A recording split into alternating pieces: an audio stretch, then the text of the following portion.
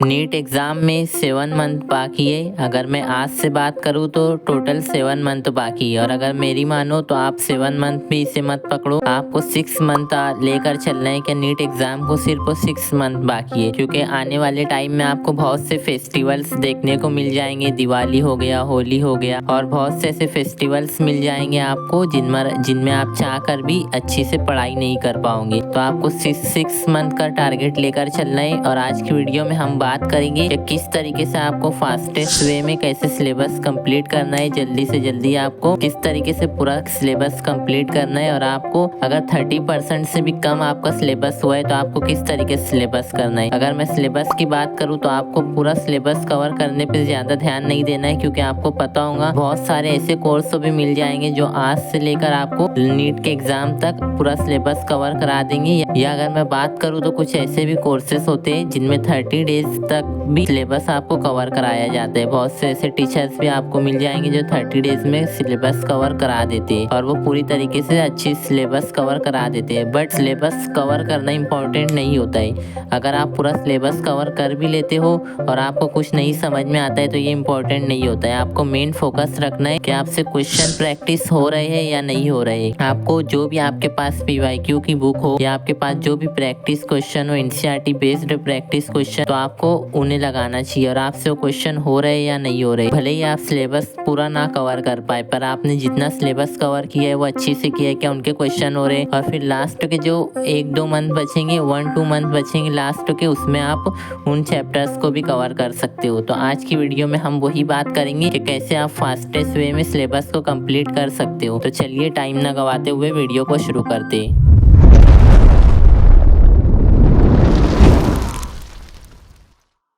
आज की वीडियो में मैं आपको कुछ ऐसे पॉइंट्स बताऊंगा जिन्हें आपको फॉलो करना होगा। ये कुछ छोटे छोटे पॉइंट्स लगेंगे आपको सुनने में, पर ये जो पॉइंट्स अगर आप इनको फॉलो कर लेते हो तो आपकी प्रिपरेशन जो है ऊंचे लेवल पर पहुंच जाएंगी, एक लेवल अप हो जाएंगी, बहुत ही ऊंचे लेवल पर पहुंच जाएंगी। तो आपको ये पॉइंट्स अच्छी से फॉलो करने हैं। तो अगर मैं पहले पॉइंट्स की बात करूँ तो आपको क्या करना है, आपको प्रॉपर प्लानिंग से चलना है। प्लानिंग से अगर हम टोटल चैप्टर्स देखे, बायोलॉजी के ही देखे तो 32 चैप्टर्स है टोटल। तो इसमें आपको 1 मंथ का पूरा प्लान बना लेना है। ज्यादा आपको प्लान नहीं बनाना है कि 6 मंथ का एक खट्टे आपने प्लान बना लिया, ऐसा नहीं। आपको 1 मंथ का प्लान बनाना है, 1 मंथ का प्लान बनाना है, 1 महीने का, और उसमें आपको क्या क्या पढ़ना है, क्या नहीं पढ़ना है, तीनों सब्जेक्ट के बारे में देखना है। अगर मैं दूसरे पॉइंट की बात करूँ, रोज 2 सब्जेक्ट पढ़ने हैं। बहुत से ऐसे स्टूडेंट होते हैं जिन्हें 3 सब्जेक्ट पढ़ने की आदत होती है। तो अगर आप कवर कर लेते हो 1 डे में 3 सब्जेक्ट तो आप कर सकते हो, या फिर आपको 2 सब्जेक्ट करने, 2 सब्जेक्ट में आपको उसकी क्वेश्चन प्रैक्टिस करनी है 1 डे में, और आपको उसको अच्छी से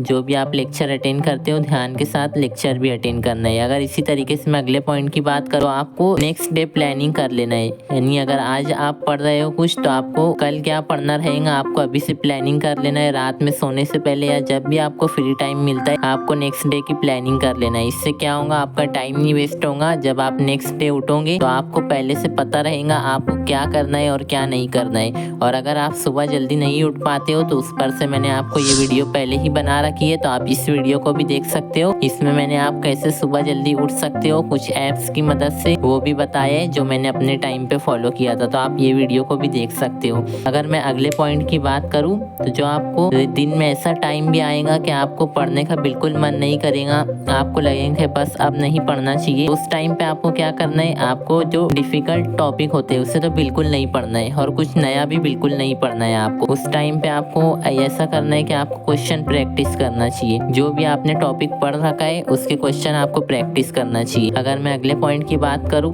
तो जब आपको बहुत ज्यादा एनर्जी फील हो, आपको लगे कि हाँ आपका बहुत पढ़ने का मन कर रहा है, आप कुछ का भी क्वेश्चन वगैरह लगा सकते हो, तो आपको डिफिकल्ट टॉपिक पढ़ना है। जैसे फिजिक्स होगा कोई टॉपिक हो गया, या आपको केमिस्ट्री डिफिकल्ट लगती है, बायोलॉजी, तो वो टॉपिक आपको पढ़ना है उस टाइम पर। अगर मैं अगले पॉइंट की बात करूँ तो आपको हर स्टडी के बाद छोटा सा ब्रेक लेना है। ऐसा नहीं कि आप लगातार 2 से 3 घंटा पढ़ रहे हो और आप ब्रेक नहीं ले रहे हो और उसके बाद फिर आपको 1-2 घंटे का ब्रेक लेना पड़ रहा है, तो आपको ऐसा बिल्कुल नहीं करना है। अगर मैं अगले पॉइंट की बात करूँ तो आप जहाँ पर स्टडी करते हो वहाँ पर ही आपको सब सामान रखना है। आपको जो बुक्स वगैरह रहती है आपको पहले से टेबल पर रखी रहना चाहिए कि आपको बार बार टेबल से उठना ना पड़े, स्टडी टेबल से आपको बार बार उठना ना पड़े, इससे आपका फोकस डिस्टर्ब होगा। आपको ऐसा नहीं करना है, आपको वहाँ पर पहले से चीजें रखनी है और अब बेहतर होगा कि आप जहाँ पर स्टडी करते हो रोज वहीं पर स्टडी करो, बार बार आपकी जो जगह है वो ना बदले स्टडी की, आप ऐसा कर सकते हो। और अगर मैं बात करूँ आपको रील स्क्रोलिंग की आदत है, आप बहुत सारी रील्स देखते रहते हो दिन भर, आप उससे रुक नहीं पा रहे हो, तो आपको ऐसा करना है, आपको ऐसे चैनल को सब्सक्राइब करके रखना है जो कि आपको क्वेश्चन प्रैक्टिस वगैरह रील के जरिए बताए। अगर आप हमारे चैनल को सब्सक्राइब कर रखते हैं तो आपको रील्स मिल जाएंगी ऐसी जिसमें आप PYQ या जो मोस्ट इंपॉर्टेंट क्वेश्चन होते हैं या प्रीवियस ईयर क्वेश्चन वो रील्स में आते हैं, तो आप ऐसी रील्स देख सकते हो जिससे आपकी क्वेश्चन प्रैक्टिस भी हो। या बहुत बेहतर होगा कि आप रील्स वगैरह ना देखें, मोबाइल फोन का कम यूज